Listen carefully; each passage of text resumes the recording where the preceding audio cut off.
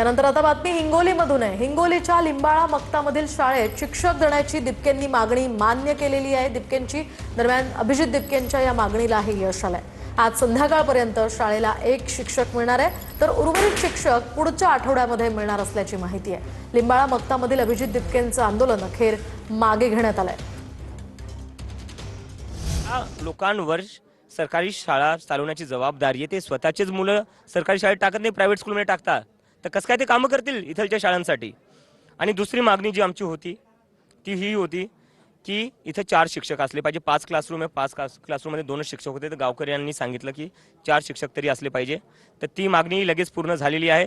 आज संध्याकाळपर्यंत 3रा शिक्षक नेमण्यात येईल आणि 4था शिक्षक जे आहे त्याच्यासाठी त्यांनी एक 10-15 दिवसाची मुदत मागितली आहे। ते आम्ही समजू शकतो, कारण की शिक्षकांची थोडी वॅकन्सी आहे सध्या, तर त्यामुळे देऊया आपण 10 दिवस। आणि जर ते झालं नाही तर आम्ही परत बसू आंदोलनाला। या ठीक करो स्कूल मोहिमेला सुरुवात केली होती, त्या दिवशी या ठिकाणी बेंच नव्हते, ते बेंचही या ठिकाणी आज लावण्यात आले आहेत। आणि खरं तर या सगळ्यांचं हसू जे आहे ते कुठेतरी छोटीशी स्माइल जी आहे ते अभिजित दिमके यांच्या चेहऱ्यावरती आपल्याला पाहायला मिळत आहे। कॅमेरामॅन अनिकेत दहातोंडेसह मी रमेश चेंडके, TV9 मराठी, संतूक पिंपरी,